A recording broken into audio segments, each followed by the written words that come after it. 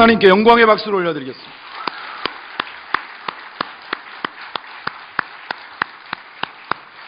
할렐루야. 성가대를 통해서 올려드린 우리의 찬송을 받으신 줄 믿습니다. 오늘 말씀의 제목을 한번 같이 읽어보겠습니다. 시작. 천국을 노래하라. 한 번만 더요. 시작. 천국을 노래하라. 아멘. 아마도 지금 이 모습이 우리가 살아가는 천국의 가장 상징적인 샘플이 아닌가 생각을 해봅니다. 천국에서는 뭐만 한다 그랬죠? 찬양만 한다. 그런데 거기에는 남녀노소의 목소리가 마치 찬양과 하모니처럼 이렇게 들려지는, 우리 전세대 연합 예배를 사실은 두 달에 한 번씩 같이 드립니다만, 부모님들의 인식 속에서 왠지 아이들은 예배에 오면은 좀 이렇게 집중이 안 되고 부산하고 이런 부분들을 먼저 염두에 두다 보니까 여러분들 옆에서 같이 예배 드리도록 권면을 하고 있음에도 불구하고 핸드폰 줘서 막 내보내고 이런 분들이 있어요. 여러분, 그러면 전혀 그 의미를 모르는 것입니다. 좀 떠들 수 있습니다. 애들이 굉장히 조용하게, 너무나도 차분하게 옴짝달싹하지 않고 예배를 드리는, 여러분, 이런 것은 상상할 수 없는 일입니다. 여러분도 사실 그게 안 되고요. 그렇기 때문에 오늘 이 자리는 여러분들의 자녀들과 더불어 또 우리 교회의 다음 세대와 더불어 함께 예배하는, 하나님이 받으시기에 너무 기뻐하시는 진짜 천국의 예배의 모형인 줄 믿습니다. 오늘 우리가 읽은 말씀은 너무 유명해요. 천국에 대하여서, 천국은 마치 무엇과 같은가, 여러 가지 비유 가운데 특별히 겨자씨와 같다, 누룩과 같다라고 말씀합니다. 쉽게 말하면 외견상으로 보면 굉장히 보잘것없어 보이고 작아 보이는 거죠. 여러분, 사람들은 참 보여지는 것에 너무 민감합니다. 그죠? 그래서 저처럼 이렇게 앞에 서 있는 사람을 보면 본인도 모르게 자꾸 생각을 하게 된다 그러시더라고요. 넥타이는 똑바로 맺어 있는지, 당회자 목사님하고 저하고 쓰면 누구는 말랐고 누구는 너무 쪘고, 그럼 어디에 스탠다드를, 표준을 둬야 되는 것인가. 지금도 생생하게 기억나는 게, 저희 교회 모 권사님이 제가 필리핀에서 막 왔을 때 막 그랬어요. 그때는 좀 지금보다는 훨씬 더 좀 슬림해져 있었고, 그랬었거든요. 그리고 왔을 때 추위를 너무 많이 타가지고, 오늘 이따가 이제 박헌철 선교사 얘기도 좀 하겠습니다만은, 추위를 너무 타가지고 막 그러니까 조용히 지나가면서 뭐라 그런 줄 아세요? 그래도 선교사가 살이 찐 것보다는 좀 말라 보여야 열심히 하는 것 같고 고생도 하는 것 같고, 그래서 그게 나아. 그게 지금도 생생히 기억에 나요. 그러니까 어쩔 수 없이 우리는 보여지는 것들을 통하여서 우리의 생각을 갖게 되어지는 것이 자연스럽다는 것입니다. 그런데 오늘 성경의 말씀 속에 이 겨자씨와 누룩은 사실은 그 존재감 자체가 거의 없는 것을 의미해요. 잘 보여지지도 않고, 누룩 같은 경우에는 뭐죠? 이미 다 녹아 있는 거잖아요. 그런데 하나님께서 그것이 마치 천국과도 같은 것이다라고 주님을 통하여서 우리에게 말씀하시는 이 내용이 뭐냐 이거죠. 하나님의 역사하심은 우리가 외견상으로 바라보는 기준들을 가지고 이루어지는 것이 아니다. 하나님의 천국의 역사, 하나님께서 이루어 가시는 하나님의 경영하는 천국은 우리의 가치와 기준에 근거한 것이 아닌 하나님의 택하심, 하나님의 역사하심, 하나님의 계획하심, 하나님의 이루심을 통하여서 이루어지는 것이 천국인 줄 믿습니다. 그래서 마태복음 17장 20절에도 뭐라고 나와 있느냐, 한번 같이 읽어볼까요? 마태복음 17장 시작. 이르시되 너희 믿음이 작은 까닭이니라 진실로 너희에게 이르노니 만일 너희에게 믿음이 겨자씨 하나만큼만 있어도 이 산을 명하여 여기서 저기로 옮겨지리라 하면 옮겨질 것이요 또 너희가 못할 것이 없으리라. 아멘. 여러분들은 어떨지 모르지만 제가 이 말씀 가지고 낙심한 적이 많습니다. 내 믿음은 정말 보잘것없구나. 저도 유명한 부흥 강사 어떤 목사님처럼 숨어가지고 옮겨져 이런 거 해봤거든요. 분명히 믿고 했습니다. 저 마음을 바꿔 주옵소서, 저 상황을 옮겨 주옵소서. 안 될 때가 많더라고요. 그러면 자꾸 이 구절이 떠올라요. 야, 세상에 이 최 목사 마음속에, 그때는 물론 전도사고 훨씬 더 젊었습니다마는, 야, 그 겨자씨만한 믿음이 없는 건가. 그런데 오늘 말씀을 통하여서 우리에게 이 분명하게 들려주시는 주님의 음성을 통해서 그래도 조금 위안을 받은 것은, 바로 이 겨자씨, 그 누룩은 그 자체가 의미를 갖는 것이 아니라 그 겨자씨를 통하여서, 그 믿음을 통하여서 하나님의 역사가 더하여질 때, 그것이 마치 천국의 역사, 하나님의 역사, 지금 이 시대에도 성경을 통하여 우리 가운데 증거되어지는 우리의 믿음의 선배들 삶, 하나님의 그 생생한 증거와 기록들이 저와 여러분들의 삶 속에서도 이루어진다. 바로 그런 의미이더라고요. 평범한 지팡이가 하나님의 말씀에 의지하여서 모세가 그것을 집었을 때 하나님의 지팡이가 된 거죠. 우리 아이들이 오늘 사실 유년부 주간으로 예배를 드립니다. 여러분들이 애들을 보면서 항상 생각하는 마음이 있죠.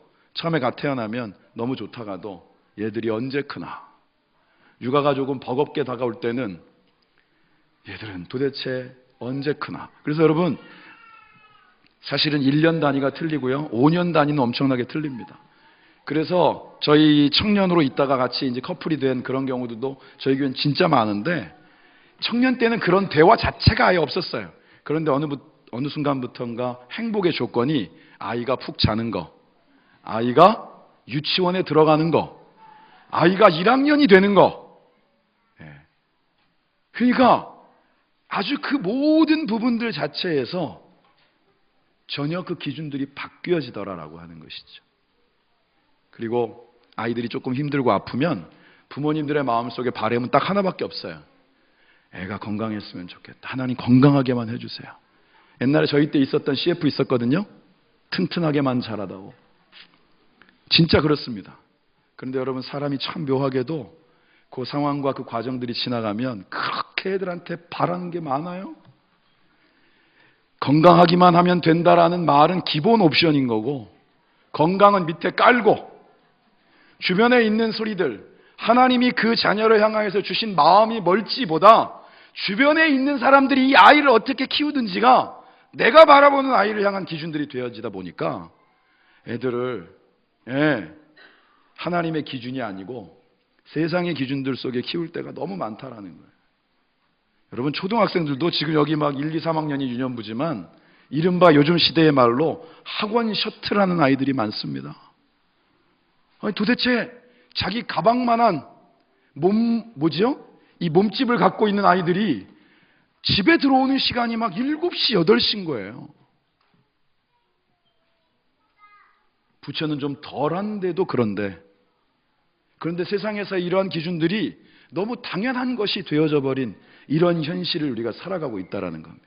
오늘 우리에게 주시는 말씀은 하나님이 그 겨자씨, 그 누룩을 통하여서 이루시는 천국을 볼 수 있는 눈, 하나님께서 그 삶을 통하여서 이루어 가실 일들에 대한 그러한 기도가 되어지는 삶, 그 삶을 하나님이 천국의 소망을 둔 삶이라고 말씀하고 계신 거예요. 여러분들은 지금 천국에 살고 계십니까? 천국에 사는 인생들이 되시기를 주님의 이름으로 축원합니다. 그러려면 기준이 바뀌어야 됩니다. 내 기준을 가지고는요, 천국은 딱 정해져 있습니다. 물질적인 염려가 없고 건강하고 자녀가 잘 되고 딱 정해져 있어요. 그런데 바꿔 얘기하면 물질적으로 어렵고 건강에 문제가 생기고 자녀가 속썩인다라고 여겨지면 나는 불행하다라고 생각하는 것이죠. 오늘 우리가 싸워야 될 진짜 영적 싸움은 하나님이 저와 여러분들을 하나님의 자녀로 예수 그리스도의 핏값으로 사신 것처럼, 특별히 오늘 누군가의 초청을 통하여서 저희 교회 가운데 처음 나오신 분들은 하나님의 분명한 예정하심의 계획 속에 여러분들을 하나님의 자녀 삼고 하나님의 은혜 가운데 거하시게 하도록 하나님께서 여러분들을 초청하신 줄 믿습니다. 그런 은혜가 내 것이 되었다라는 사실이 오늘 나를 가슴 뛰게 하는 감격이 되면 그게 천국의 삶을 사는 거예요. 얼마 전에 사실은 그 5주기가 지났습니다마는 항상 제 마음 가운데 이상하게 빚진 것 같은 마음으로 늘 삽니다. 그런데 세월이 아무리 지났어도 여러분들이 아마 익히 알고 계시겠지만 자기보다 앞선 자녀들을 마음에 둔 부모들은 절대로 그 자녀를 잊지 못합니다. 주변에서는 이제 시간이 많이 지났으니까 잊을 때도 되었고 이제 산 사람은 살아야 되지 않겠느냐라고 얘기를 하지만 그건 틀린 말은 아닌데 정작 가슴에는 잘 받아들여지지 않더라고요. 그래서 친구인 저도 막상 가서 무슨 말을 할 게 없으니까 쉽게 연락도 잘 못합니다. 그게 자녀를 향한 부모의 마음이죠. 지금 여러분들의 자녀는 그냥 여러분들의 있는 것, 여러분 곁에 있다라는 자체로도 너무 소중한 거예요. 그런데 어느 순간 내가 갖고 있는 기준들 속에서 자녀들을 향한 수없이 많은 기대치들이 어느 순간 자녀들과 여러분들의 관계들을 하나님이 주신 본질적인 천국에서의 삶이 아닌 전혀 인간적인 기준들 속에서 어그러뜨리고 있는 것이 지금 이 시대의 가정의 문제라는 것입니다. 오늘 우리에게 주신 이 말씀, 그건 뭐냐? 하나님의 말씀 붙잡고 주님의 약속 위에 서는 자, 진짜 이 교회가 생명력을 갖는 것, 우리의 삶의 자리가 하나님 앞에 살아있는 예배가 될 수 있는 것은 주의 말씀과 그 약속이 기준이 될 때라는 거예요. 계시록의 3장 8절의 말씀을 같이 한번 읽어보겠습니다. 시작. 볼지어다 내가 내 앞에 열린 문을 두었으되 능히 닫을 사람이 없으리라.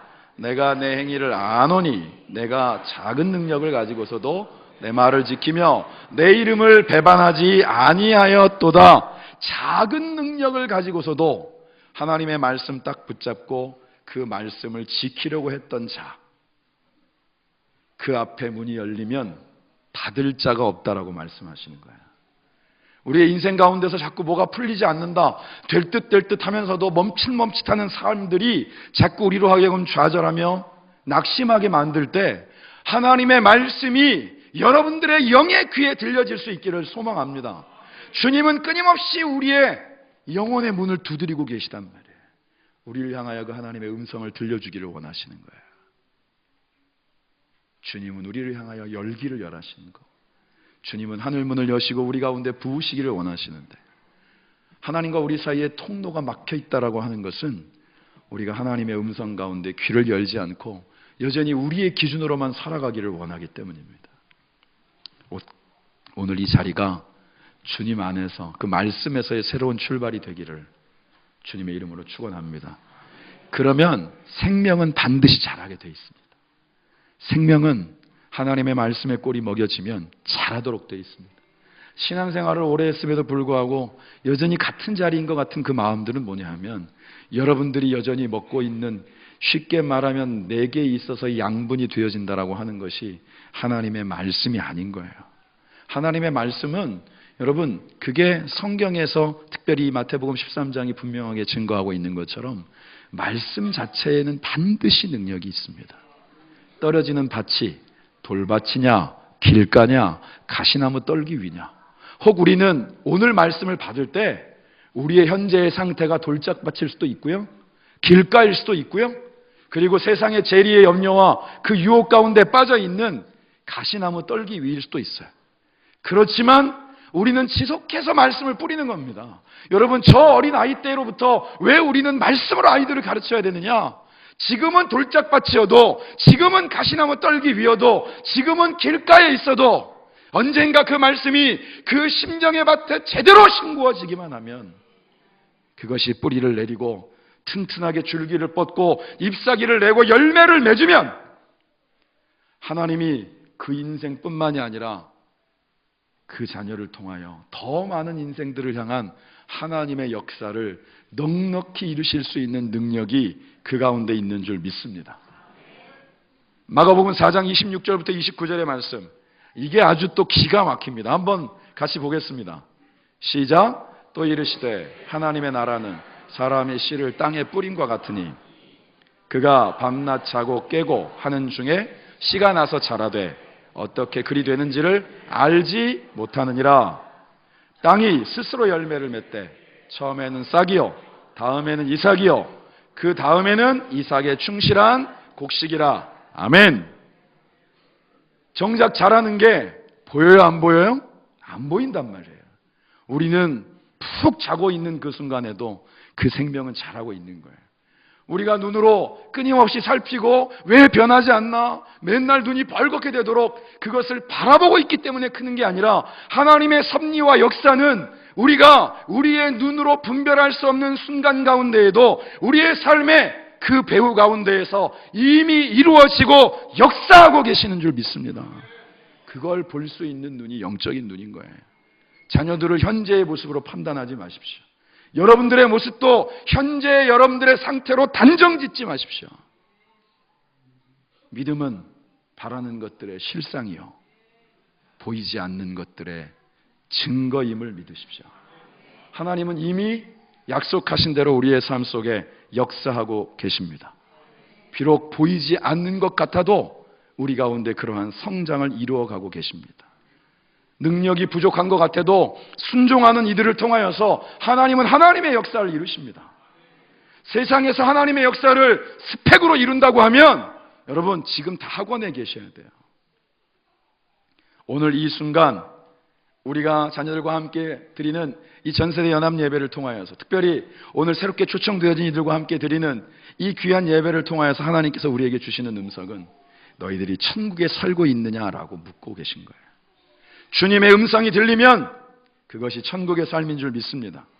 주님의 음성이 들리면 절망의 자리가 소망의 자리가 되어지는 줄 믿습니다. 주님의 음성이 들리면 문제의 현장이 하나님의 역사의 현장이 되어질 줄 믿습니다.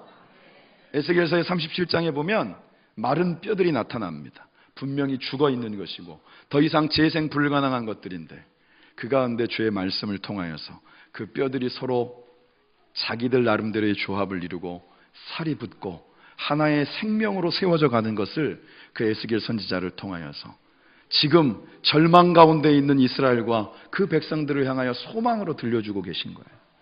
여러분, 우리가 다시 일어서는 것은, 우리가 사실은 부활절을 엊그제 지냈음에도 불구하고 벌써 오래전 일인 것처럼 생각하는 우리의 일상 삶 속에서 이런 분주함을 내려놓고 다시금 주님으로, 주님의 약속의 말씀으로부터 출발할 때 오늘 그 자리가 하나님이 이루어 가시는 생명의 새로운 시작이 되어질 줄 믿습니다.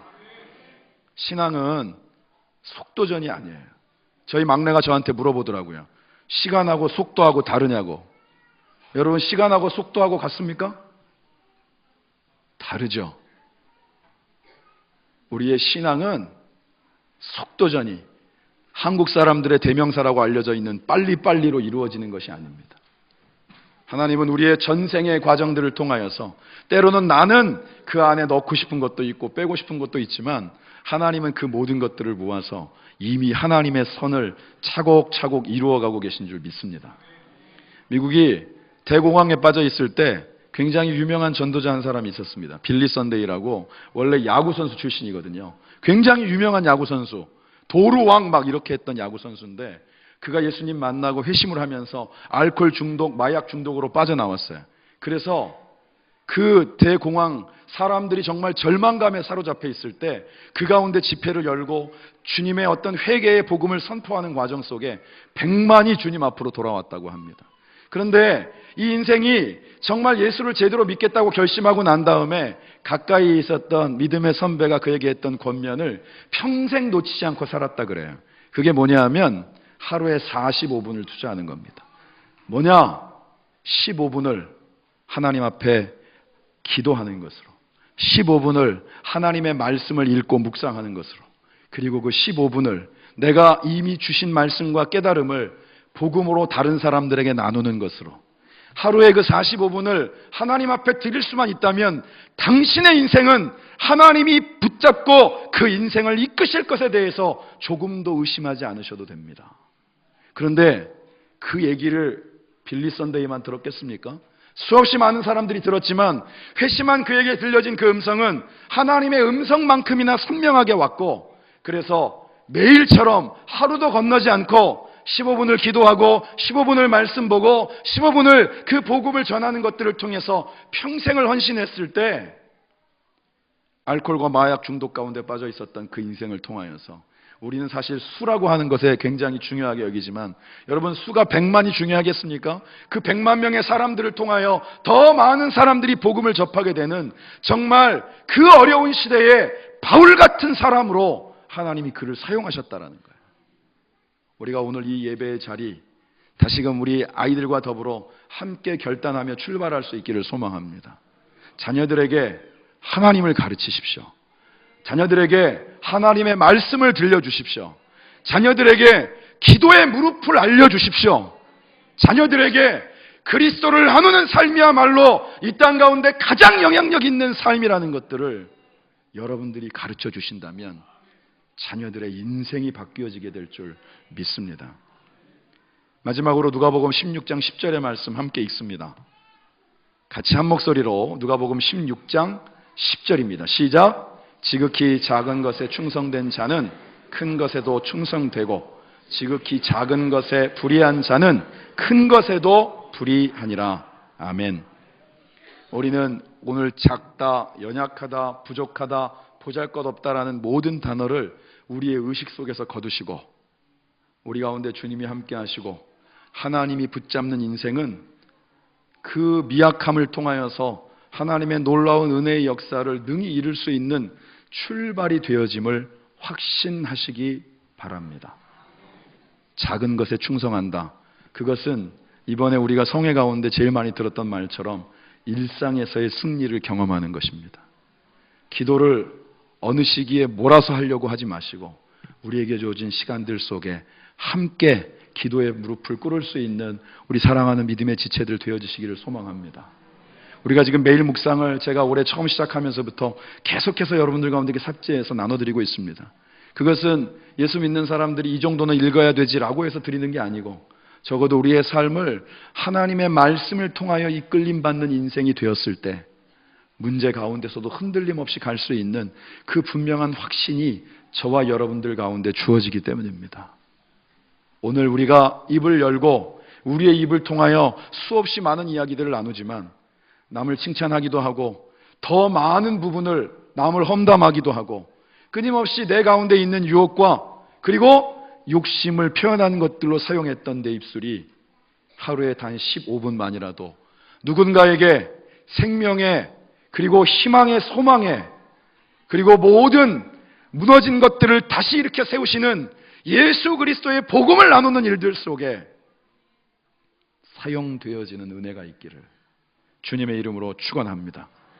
이제 우리가 다 함께 자녀들과 더불어 여러분들의 삶의 모든 순간 가운데 예수 그리스도의 생명의 복음을 심는